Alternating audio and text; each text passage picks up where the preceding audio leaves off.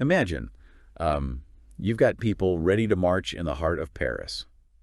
You have the permit secured, the route is meticulously planned. Right. It's a completely legal, highly organized Iranian opposition rally Right. right in the center of one of the world's most prominent democracies. Exactly. And then literally just hours before the event is supposed to begin, the French government steps in and they pull the plug. Yeah, which immediately challenges, I think, all our assumptions about how the right to gather actually operates in a free society. Oh, 100%. I mean, when a democratic nation suddenly shuts down a legally organized protest of that scale, there are much larger unseen forces at work behind the scenes. Oh, absolutely. There's always a back channel. And that is exactly the mystery we are tackling today.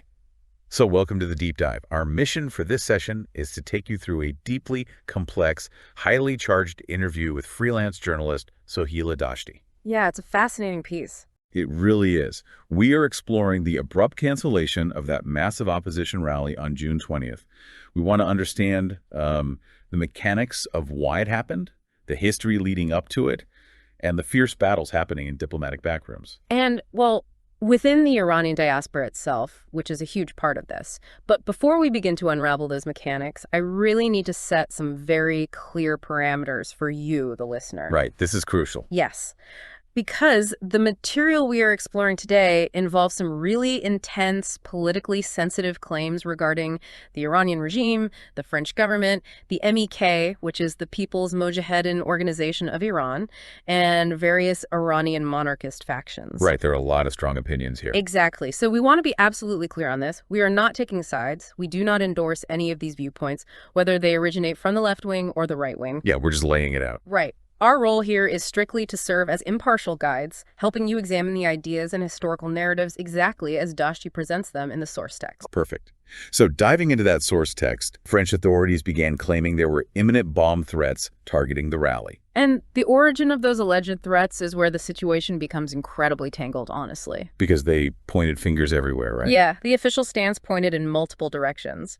Authorities cited potential threats from the Iranian regime, obviously, but also, surprisingly, from Iranian monarchist groups. Wait, Dashti points out a very specific detail in the official documents about that, doesn't she? She does, a reference to a quote-unquote rebuilt Savak. Yeah. And for context, for you listening, Savak was the Shah's notorious secret police prior to the 1979 revolution.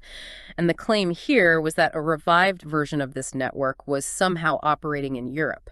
That is wild. The interview even names a specific monarchist individual, Mohammad Sadeghi, who allegedly directed threats not just at the protesters, but at the French president. And French security forces, too. Right. He supposedly told his followers to physically block the path of the opposition rally. Okay, let's unpack this. Canceling a protest because the protesters themselves are being threatened feels a bit like, I don't know, punishing the bank tellers because someone threatened to rob the bank. That's a great analogy, actually. Right. Like, why would authorities shut down the target of the threat instead of actively pursuing the individuals making the bomb threats? Well, what's fascinating here is that Dashti introduces a second parallel explanation. It's what she describes as the unwritten narrative. The real reason, basically. Exactly.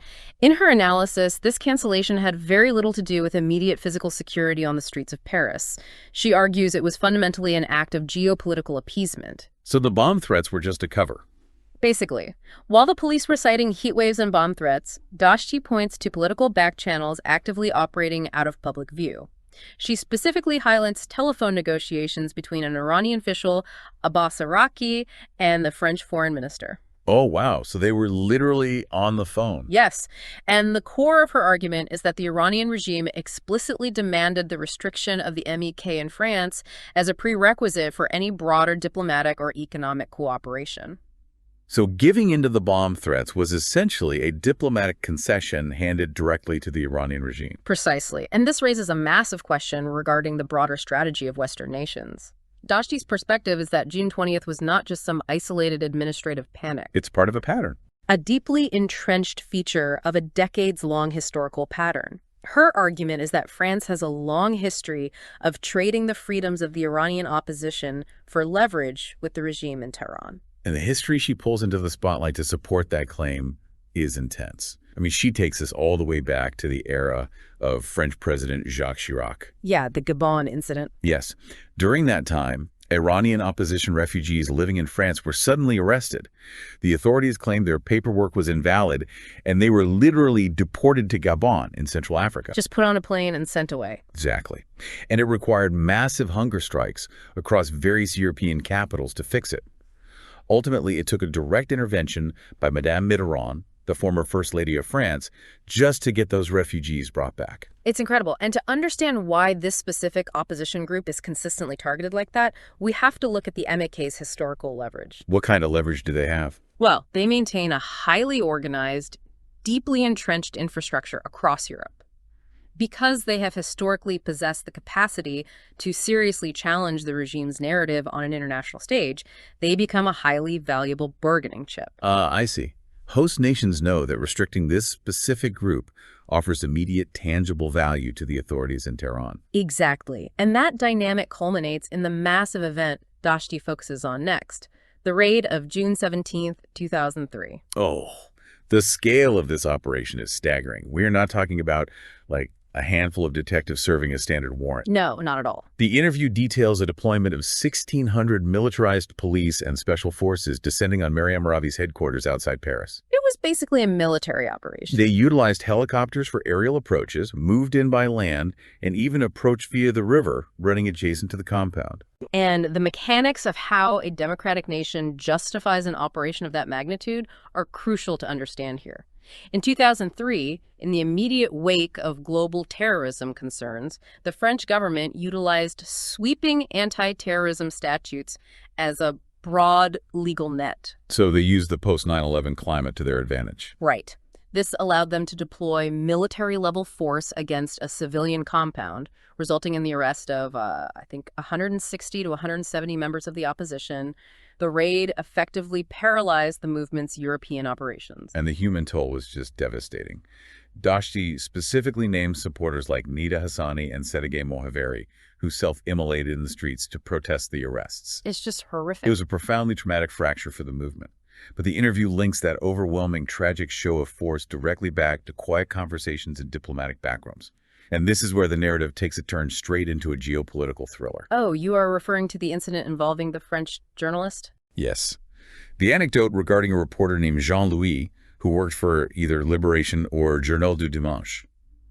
According to the story Dashti relays, he accidentally leaves his briefcase in a highly secure meeting room. As you do in a spy thriller. Right.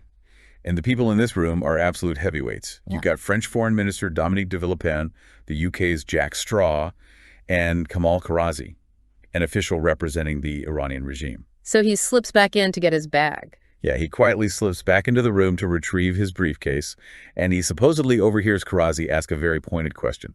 He asks, when will the plan be executed? And Villepin allegedly replies, soon. Yes. And almost immediately after that exchange, the massive June 17 raids commence. The picture Dashti paints there is one of explicit, calculated collusion at the highest levels of international government. I do want to push back on that framing just a bit, though. Sure, good. Like, are we absolutely sure we are looking at a massive, orchestrated conspiracy designed specifically to crush an opposition group? Or is this just the inherently ugly, pragmatic reality of standard diplomatic relations? You mean just standard realpolitik? Exactly. Realpolitik dictates that nations have to make incredibly uncomfortable deals.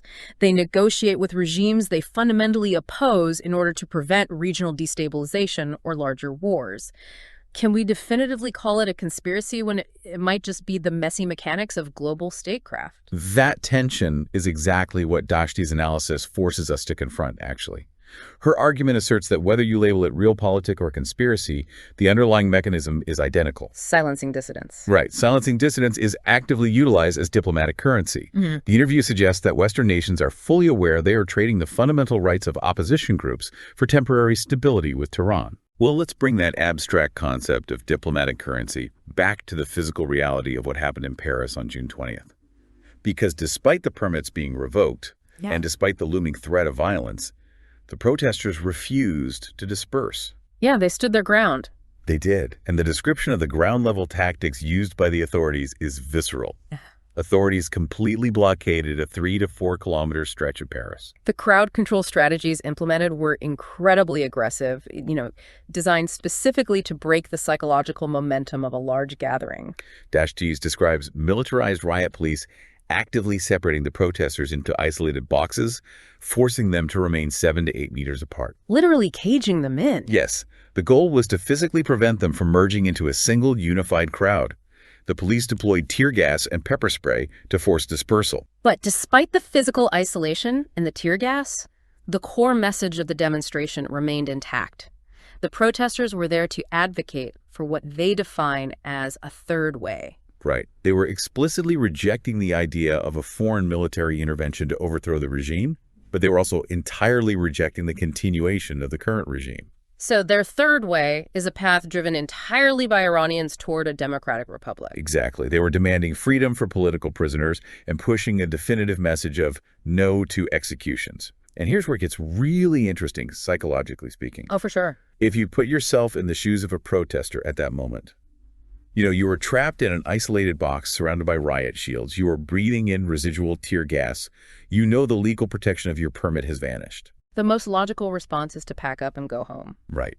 What drives the psychology of staying in a situation where the host state has turned its resources against you? Well, if we connect this to the bigger picture, Dashti's analysis suggests they remain on the asphalt precisely to force the world to witness this mechanism of appeasement in real time. Oh, I see. Yeah, if the crowd had quietly dispersed when the permit was pulled, the cancellation would have been buried as a minor administrative footnote. By holding their ground, they forced the geopolitical conflict into plain sight. They made it impossible to ignore. Exactly. And furthermore, you have to understand the profound, grim context that fuels this level of defiance. The interview highlights a specific, horrifying statistic. 134 people were executed in Iran during the single month of Khordad. Just to clarify for you listening, Khordad is the third month in the Iranian calendar, roughly spanning late May to late June. So we're talking about 134 executions in just that roughly 4-week period leading up to the protest. Right. And when you contextualize the protest with that level of lethal domestic repression, their motivation becomes clear. Many of these demonstrators have lived in exile for decades. So they feel a duty to the people still there. Exactly. The narrative Dashti constructs is that they feel an absolute, unbreakable obligation to serve as the voice for those facing execution back home. Enduring tear gas and spotlights in Paris is viewed as a necessary sacrifice to highlight the executions occurring in Iran. So we had these protesters holding the line, enduring aggressive police tactics to demand human rights. On the other side, we have France executing this massive crackdown. Right. We really have to ask, what is the incentive for the French government here? Why go to such extreme lengths to appease the regime in Tehran? To understand the incentive structures, Dashti shifts the focus away from the streets of Paris and directs it toward the vulnerabilities of the global economy. Her argument is that Western powers will consistently prioritize economic safety over human rights advocacy when forced to choose. And the prime example she uses is the Strait of Hormuz. Yes, the source notes that the stability of those shipping lanes is absolutely paramount. But it's not just about the oil itself, right? No, the interview doesn't just point to the oil, it points to the intricate financial mechanisms of global shipping. Dashti highlights that there are roughly 11,000 cargo ship crew members navigating those specific waters. That's a massive amount of people. It is. And when the Iranian regime signals instability or threatens maritime traffic, the insurance premiums for those cargo ships skyrocket to astronomical levels. It just becomes too expensive to move goods. Exactly. She points out that the situation is so precarious that the nation of Oman has attempted to negotiate and open a specialized maritime corridor simply to ensure ships can continue moving without incident. So the calculation for nations like France is that a secure, predictable supply chain and the stable domestic prices that come with it is far more valuable than allowing an opposition rally to proceed. Sadly, yes. So what does this all mean?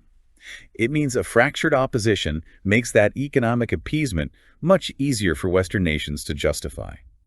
And that brings us to the most volatile part of the interview. Oh, yeah. The diaspora civil war. Exactly. The conflict isn't cleanly divided between the brave protesters and the compromising governments. Dashti wades deep into a highly vitriolic civil war occurring within the Iranian diaspora itself. And we should reiterate, this is a fiercely contested aspect of the source material. Dashti directs intense criticism toward rival opposition factions, framing their actions not as mere disagreements over policy, but as active sabotage. Yeah, she does not hold back. Oh. She is particularly critical of Iranian monarchists, specifically pointing to figures like Reza Pahlavi. The interview alleges that the monarchist faction utilizes networks like Iran International TV to broadcast absolute fabrications designed to artificially inflate their influence. Did she give a specific example of that? She did. One specific example Dashti cites is a broadcast claiming that between 150,000 and 160,000 members of the IRGC, the regime's Revolutionary Guard, had actively defected to join the monarchist cause. She categorically dismisses this as a massive lie. Wow. And she further criticizes their operational tactics, right? Claiming their rhetoric relies on foul, aggressive language that dangerously mirrors the authoritarian tone of the regime they claim they want to replace. The accusations go even further than that. She claims it goes as far as intellectual theft and digital manipulation. Dashti asserts that monarchist groups actively co-opt long-standing MEK slogans, such as the call for a free and democratic Iran, to legitimize their own platform. That's fascinating. She even brings up a highly specific fabricated digital story. She claims a monarchist operative deliberately altered a social media post originally written by an opposition official named Alireza Jafarzadeh. Altered it how? Well, the altered post was manipulated to falsely make it appear as though Jafarzadeh was thanking Donald Trump for pushing the region toward war. Oh, wow. Yeah. The interview utilizes these examples to paint the monarchist faction as inherently dishonest, opportunistic, and willing to use disinformation against their own compatriots. Well, from Dashti's analytical perspective, this infighting represents a catastrophic betrayal of the larger democratic movement. She argues that this internal friction deliberately diffuses the momentum of actual grassroots uprising. Right, like the Dima protests. Oh, exactly. For context, the Dima protests occurred in late December 2017 and carried into January 2018. It was a massive wave of demonstrations that really shifted the momentum of how the world viewed internal Iranian resistance. That momentum shift is key. Dashti's view is that whenever genuine grassroots momentum threatens the regime, as it did during Dima, the monarchists act as a manufactured distraction. So they get in the way of real progress. Yes. The interview posits that this factional warfare prevents the formation of a unified revolutionary front.